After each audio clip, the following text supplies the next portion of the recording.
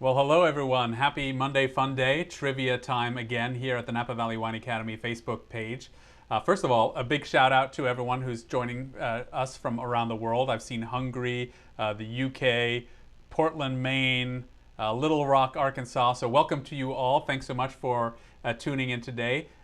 We continue to strive to make this trivia challenge a little bit more challenging. And today my trivia host is Monica Vescovi, and she has an exciting topic that hopefully has some tougher questions for you.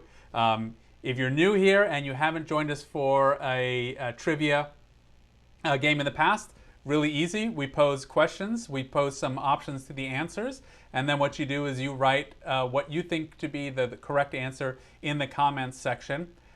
We will play some Jeopardy trivia music to count down to give you some time to answer the question. When the music stops, the answer is revealed, and we then award bragging rights to those who got it right. So, Monica, welcome. Welcome. Well, great to see everybody. Today we're exploring Portugal. So the trivia will be about Portugal. In a large part, it will be about the Douro Valley. But before we start, I just want to mention that Napa Valley Wine Academy has an exciting National Sommelier Challenge brought by Languedoc Wine. So if you haven't seen any information, please tune in to our Facebook site or our website. Take a look.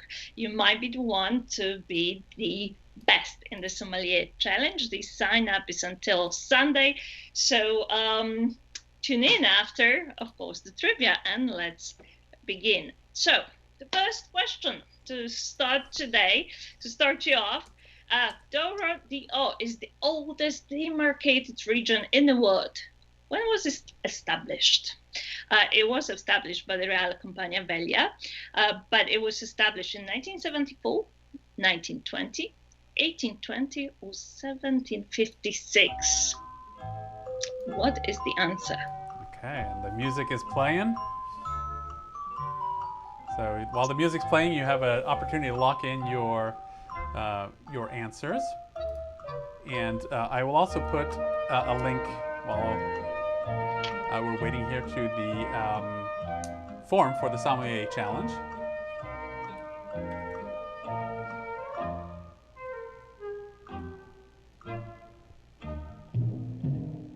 Okay, music's done. Time for the reveal.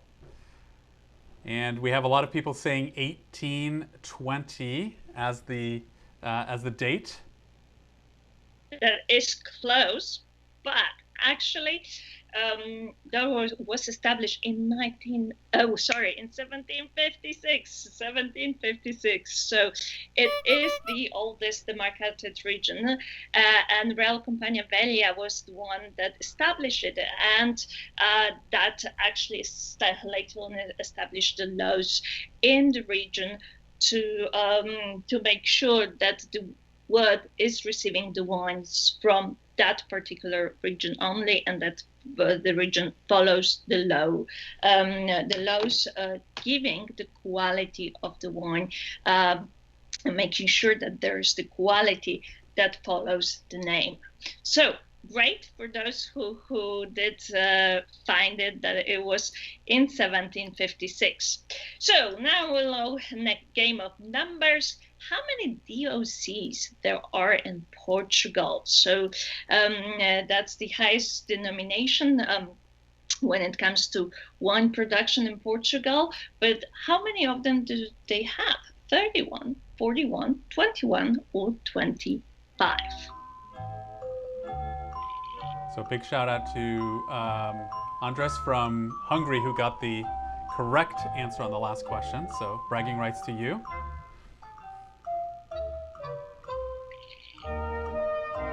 So lock in your answers here as we're playing the countdown music.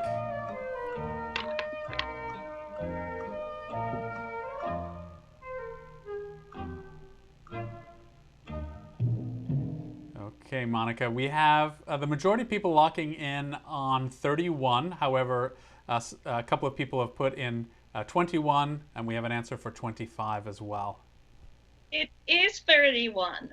Very Good. So this is a very good number of delimited areas where the highest quality of grapes for highest production of wines are growing. So let's see what's the next question. I tried to make this one a little tougher. I hope you can answer it. So, what is the name of the traditional vineyard layout in Douro Valley that consists of narrow terraces and short stone walls? Is it Sokolkos, Patamares, or Vinha a Alto?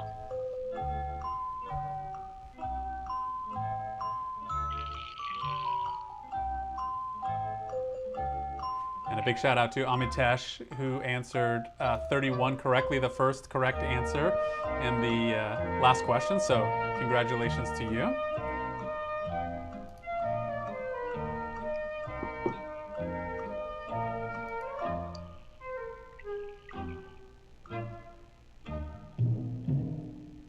Okay, so far we just have one person putting in their answer. So we'll give them a couple of more seconds here. They're slowly rolling in. Okay. So we have actually a vote for each answer so far. So why don't you reveal the correct one? Okay, so the correct one, the traditional one, is Sokolkos. So it is actually the narrow terrace with short stone wall. Really hard to build and maintain. So it's one of those traditional ways of planting the vineyards on a steep up to 30 gradient hills. Now, that's a difficult way to cultivate. So then later on, the Patamares were built, and they are recognized today as one of the most effective ways of building terraces. They allow for the mechanization. Actually, they are being rebuilt today because those that were designed a few decades ago, they are being changed. And Vinha Alto is great for lower gradient, for slightly flatter areas. You can't use it, use that orientation of the rows in the very steep vineyards. So the traditional one is number one, and it is Sokolkos.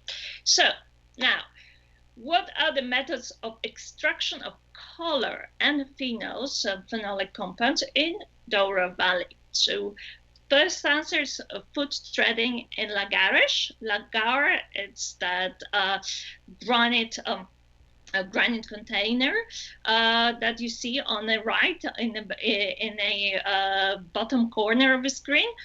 Robotic Lagares, stainless steel piston, pumping over, or all of the above. I hope this one is really tough too. Okay, and congratulations to Steve, who had the first correct answer to the last question. Excellent job, and I think one of our regulars here on Trivia. So Steve, congratulations.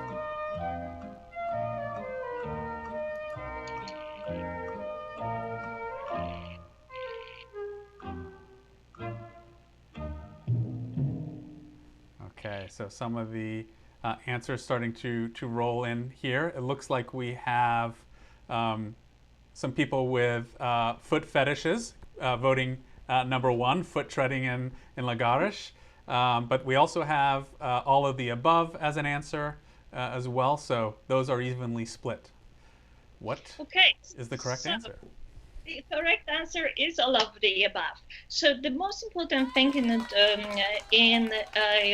Douro and in port production, because this refers to the port production, is actually a quick extraction of the colors, anthocyans, and the phenols. So in order to do that, we have to find, well, the winemakers had to find a way to do it very efficiently. And that the efficient way, and it's believed to be the best way today, is to food thread in Lagarish. However, as you know, the human work is the most expensive. So hence, hence the robotic Lagarish came in.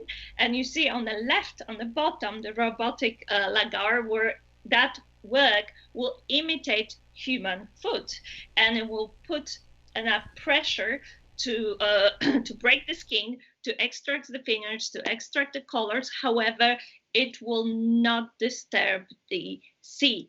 So the pressure is important. You know, some of the producers are like the Symington family actually developed their own robotic lagar, which has a silicone pad that actually puts a pressure that is equivalent of the human foot, because others don't push the berries all the way down. So there were studies, they are showing that the best way to do it is the most traditional one, the foot threading. However, the robotic Lagarish are doing a fantastic job, and study shows that the results are comparable from the foot threading and from robotic Lagarish of the newest generation.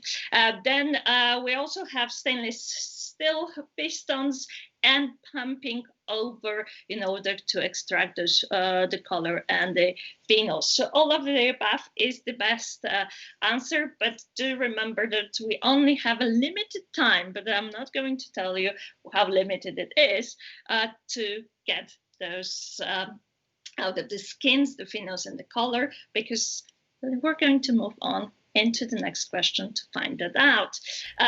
But if you are working in a business of selling the wines or serving the wines, and perhaps you're a sommelier, you probably are looking for creative ways to serve the port.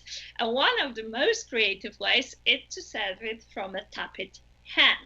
It is a larger volume bottle. It's very attractive. You know, you go on the floor with that bottle in front of your guests, and the whole floor, all the customers are looking, you know, at that bottle and the service. So my question is, what is the size of tappet hen?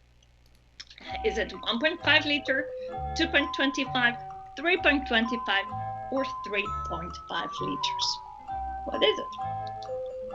Great question. Okay, and a quick shout out to Dina from the United Kingdom, who's joining us today for trivia. She answered the last question correctly first. So congratulations to you, Dina.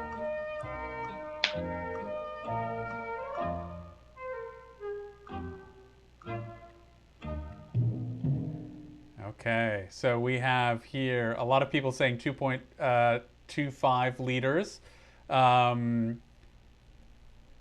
Yes, okay, so. Okay, that is the correct answer. 3 bottles, 3 regular size bottles. The regular size bottle is 750. So yes, it is 2.25.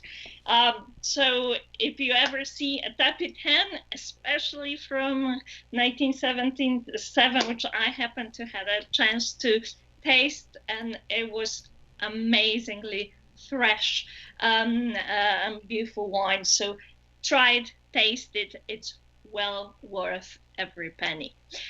Let's move on. A tough one again. So, extremely rare and always vintage designated is mature in wood and then aged in glass demijohns. Best describes Garrafeira, vintage port, Colheita, or single quinta. What would it be?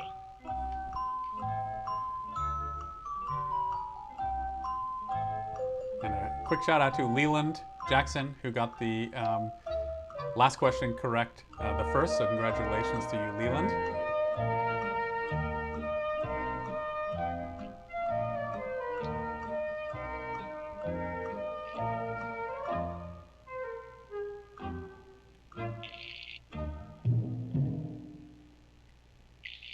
Okay, so let's wait here. A couple of things coming in. Okay, we have vintage port, single quinta, 2 votes for each, 3 votes for Garrafareira. Okay, all over. So what's the correct answer? Okay, well, those two that that voted for Garrafeira, those are the ones. So yes, this is the style that is aged in demi-johns, and actually, this is the style that's, in a sense, one out of style. Newport is still making Garrafeira, and you still can find it, buy it, try it. It's very rare. Try it if you have a chance. But yes, vintage port is also, of course, vintage designated, but then it is matured in the bottle instead of the demi-john. And Colheita will be a tawny style of port, because as you know, we'll look into ruby and tawny style of port. Single quinta comes from a single property. So let's move on to the next question. Don't be fooled by the picture, just a tip.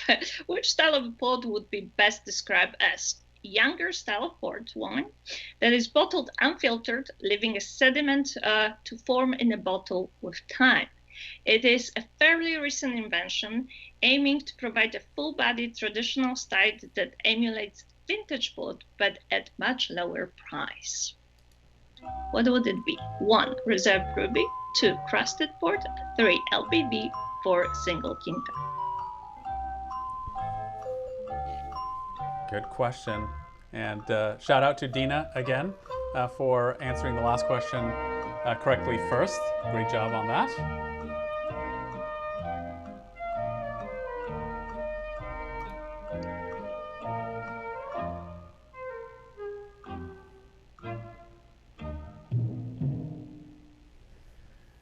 Okay, here we don't have much consensus. We have answers all over.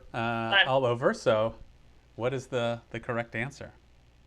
It is crusted. You see, the information was here, leaving a sediment in form to form in a bottle with time. So the sediment is the crust that's in the bottle.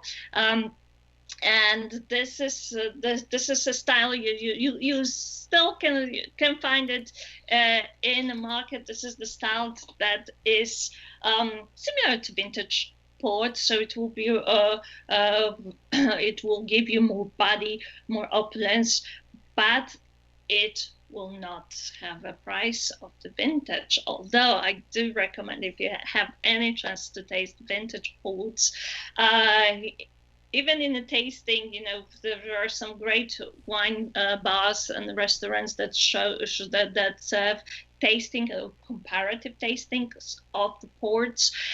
This is the best way to prepare if you are preparing for diploma or you're preparing for level 3 exams, to have a comparative tasting, to understand styles of port, because you can study a lot, but really to understand it, to see the differences between the ports, the most important way is to sit down, taste the styles, compare them, compare the colors, compare the bodies, compare the tannins, compare the fruit impact on the wine and the aging impact and the vessel impact on the wine. And once you do that, you will be understanding the styles of port. So another tough one. I promise a tough one, so I'll keep going. So grape variety is mainly praised for its acidity, tannins, color, or aromatics. Okay, the last question was indeed pretty tough, and we had one person who answered it correctly and very quickly, and that was Jerry. So congratulations, Jerry, on the correct answer for the last question. Well done. Okay. So I jumped the gun. I went to the next question right away. But since I did, and you know what the next question is already, let me know. What do you think? So is recently more and more planted in Portugal, in Douro Valley. Okay, so what's the answer to the Sasau grape variety is mainly praised for what? We have people saying aromatic, color. Pick, you know, in this question, this is a tricky question because there are a few elements that it could be praised for, but there's one that is particularly standing out, and I really want you to focus on the one that's standing out. Okay. So we have many people coming, saying color, and aromatics is the second choice, but most people agreeing on color. Mm-hmm. So one of the most important things here is acidity. It gives the freshness to the blend, and it's praised for its acidity. The aromatics are also important, but the acidity, the freshness of acidity, it's extremely important in Douro Valley. So what happens here, the summers are hotter and hotter. There's a lot of very ripe fruit, and that ripeness needs to be balanced, and that acidity in the grapes now is bringing in the freshness to the wines, and it also allows for the extended aging. So that's why that particular quality of this grape variety is extremely important, and it's very relevant today. Okay. Oh, no. So you have created you have created some tough questions. So that's great. A lot to learn. So let's continue on. You know, just to let you know where we're at. So they were roughly between level 3 and diploma. That was my aim of this preparation. Just so you take as much as you can from this fun trivia. Okay. So in production of port, addition of aguardiente. Aguardiente is the spirit that's added to the ferment to actually stop the fermentation, and it usually takes place when 20 days after start of fermentation, 10 days, 5, 2. I already hinted that this question will be coming up, so if you remember what I said back then, you can apply that knowledge right now. Okay. So no one got the last question right, so that we had everyone stumped on the last question. But answers are already rolling in here on the second question, and we'll wait for the music to stop to reveal.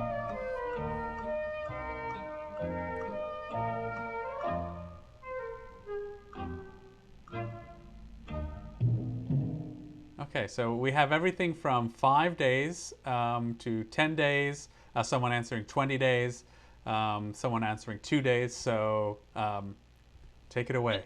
To answer 2 days, you are correct. It's generally 2 days. So when it comes to production of food, it's a very quick fermentation. So that quick extraction that I was telling you about earlier, extraction of color in phenols is very important. What you see here on that picture, it's the lagar. It's the lagar and food threading in a lagar. So after generally those 2 days, it's really about the level of sugar that's left in the ferment. We add the aguardiente, we add the spirit, because high proof spirit stops the fermentation. Basically, in short, it kills the yeast, leaving us with naturally sweet wine.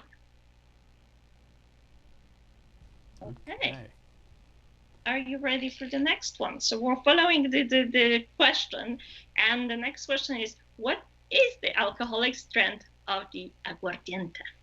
Is it 96%, 95%, 76%, or 77%? So as you know, it is a high proof spirit, but how high is the percentage?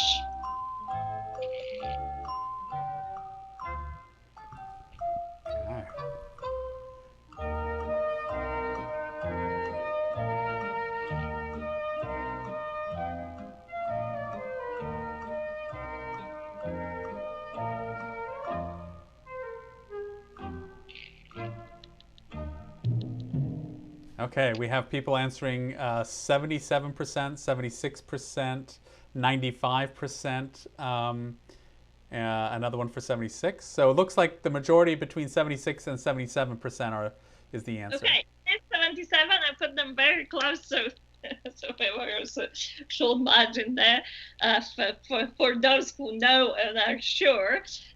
Yes, if we look at the sherry production, it's the opposite. It would be a higher proof spirit. In port production, we are using the aguardiente, which is essentially it's a brandy. It's distilled wine, and it's more flavorful. So quality of aguardiente is very important. And we know, like Quinta de Noval and many very famous producers are actually taking quite a bit of time of sourcing the spirits. Some of them are sourcing their spirits in cognac, bringing the top quality. Why is it important? Think of it in this way. If you are making a wine for a long-term aging, you also have to have a spirit that will have the quality ability to age as long and to actually bring in value to the wine over a period of time that is going to be aged. So that's beautiful. You answered well. Let's see what's next. So another slightly tough, but maybe a little easier. Which of the Ruhr Valley sub-regions produces grapes for a basis of premium styles of port, especially Tawny, LBV, and Vintage? And a tip here is that all of the major port shippers own vineyards in that very sub-region. What would it be? Is it a Douro Superior, Bajo Corgo, or Cima Corgo? And a shout out to John Dimos, who answered the last question correctly first. So congratulations, way to go.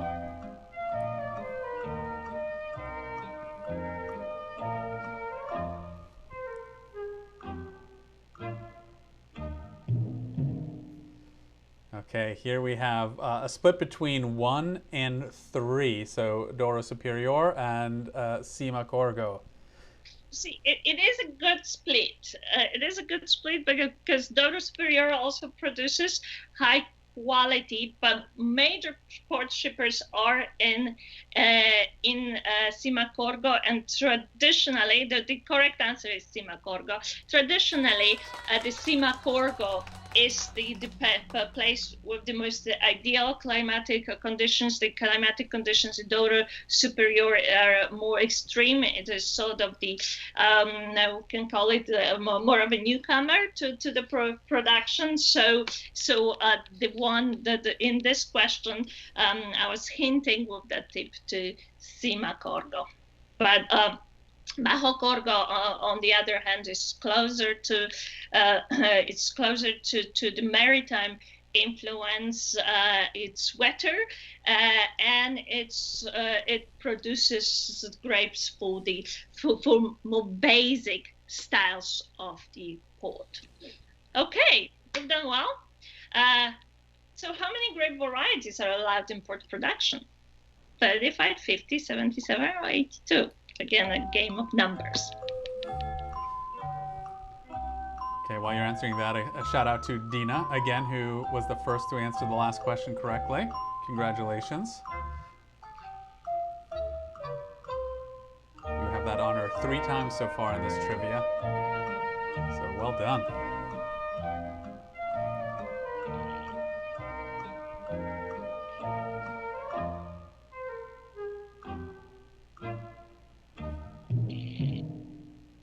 Okay.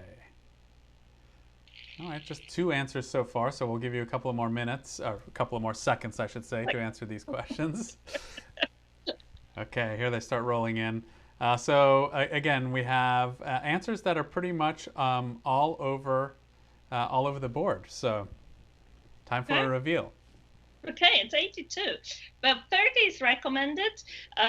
82 is allowed. So let's move on to what I think might be a simple question, but definitely a question that brings a lot to the table if you will plan to travel to Napa Valley, which I highly recommend you do, because this is for me one of the most gorgeous wine regions in the world. So when did Napa Valley become a World Heritage UNESCO site?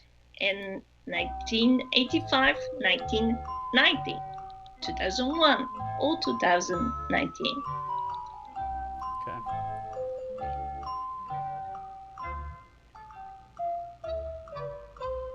We'll have to give Dina another shout out for the last question. Great job, Dina. Okay. Seems like you're on the way to being a port expert. So.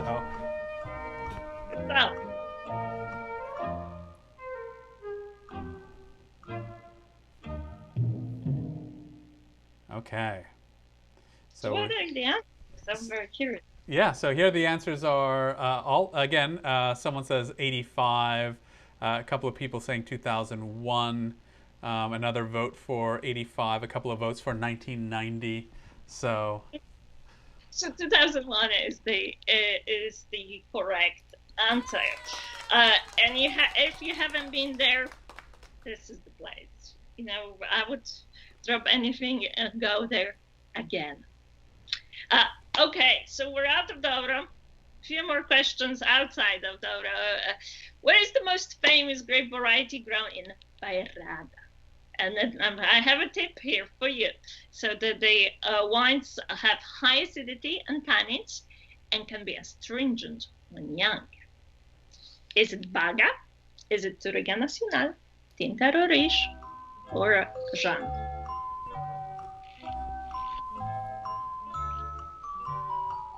Okay, Dina scored the hat trick, so she got 3 in a row. So congratulations, Dina. That's gonna require the DJ horn here. Okay, so questions or answers slowly rolling in here. We have again ones and twos split between those two so far for the answers. So what's the correct one? So Baga is the most important, most famous grape variety. Others can be grown there, but Baga is what the Bairrada is famous for. And actually, Baga is now up and coming grape variety. Baga for the longest time was made in this astringent style and with high tannins that were maintained. It was really hard to enjoy it fairly quickly. So now today's winemaker really working with Baga on how to vinify Baga, and you can see beautiful examples of Baga coming from the region. So watch out for it, try it, add it to your list. You know, if you're a sommelier, this is another thing, you know, to watch out for, to look for. Portugal is really coming in because it has so much to offer. It has such a great, amount of the indigenous grape variety, so many wines to discover, and Baga is one of those wines. Okay, so let's see what else do we have here for you. What percentage of total national agricultural output is represented by the grape growing in Portugal? This is a wine business question. If you're studying for diploma, this is a straight question that so straight information that you would get in a diploma. But it's important because, well, I'll tell you why in just a moment. But 20, 30, oh, that's the percentage, 35 or 40. Which one is it? Okay, Jerry got the last question correct the fastest, so congratulations to Jerry.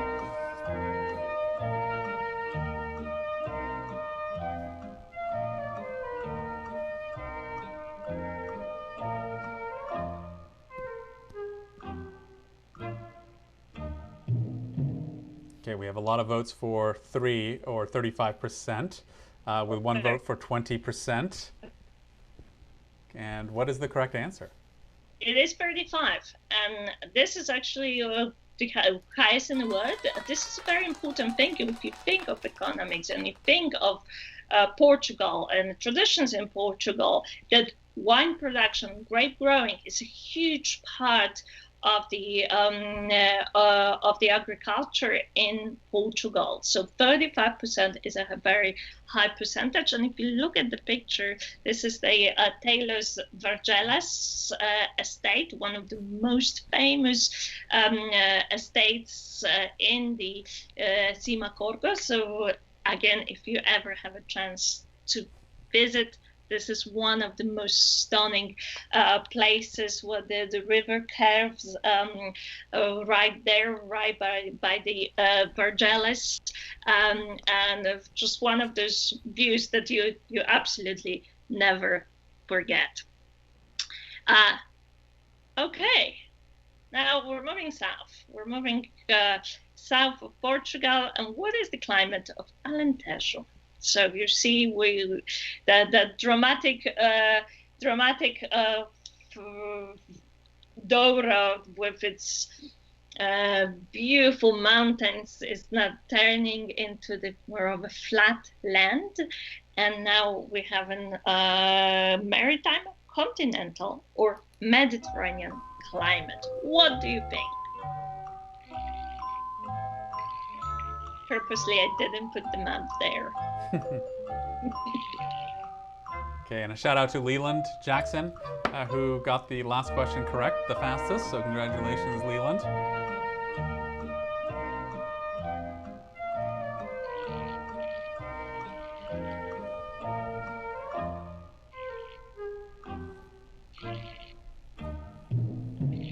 Okay, again, here we have votes for every answer: maritime, continental, and Mediterranean. So we're going to need you to reveal. Okay, it is Mediterranean. It is Mediterranean. It enjoys the hot, scorching summers, and most of the rain will be coming in the winter months. It is flat in parts, so it has in some parts it's slightly hilly, but this is another great place to watch out for great wines when it comes to quality to price ratio, the ratio to look for as well. So something to consider whenever you're going to simply a wine store and looking at the shelves. Think of getting to know another wine region. If you like the warmer climatic conditions, wines, this is coming from Mediterranean, this might be your discovery.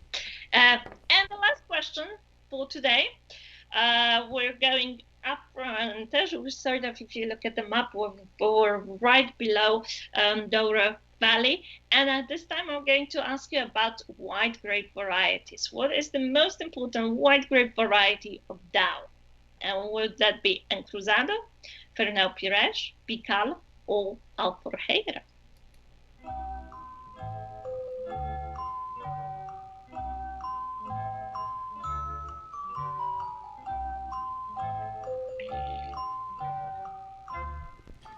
The last question was answered correctly first by Tina.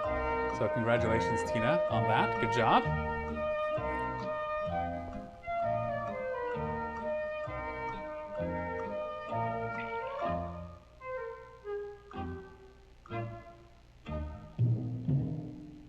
Okay, so we have answers coming in again all over the place.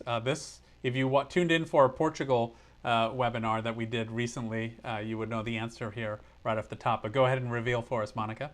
It is Encruzado. So who was the first one? Who did the best? I don't know if Christian, you kept the score.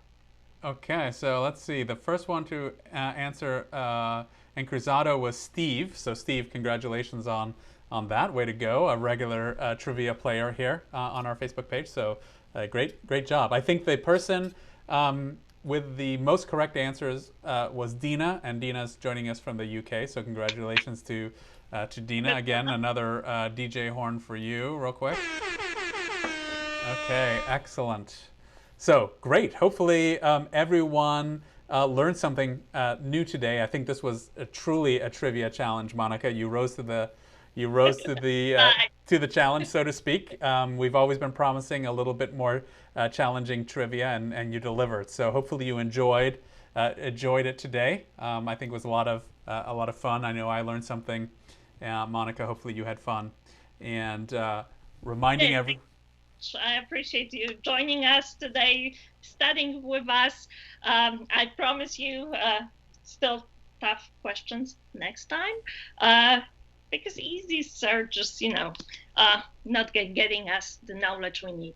So keep studying, and I'll see you next time. Great. And don't forget to join us on Wednesday, 2 p.m. Pacific Daylight Time for a study hall, usually on a tasting technique. So you want to join us then. And of course, every Monday here on our Facebook page, we have Monday FunDay Trivia, which you took part in. And join us for the Somm Challenge. And the Somm Challenge. So I'll put that link in the comments again. So if you want to put your blind tasting abilities to the test, make sure and sign up for our Somm Challenge. There's some great prizes to win there as well. I'll place that link in the comment section. In the meantime, stay safe and drink well and be kind. Talk to you soon. Bye.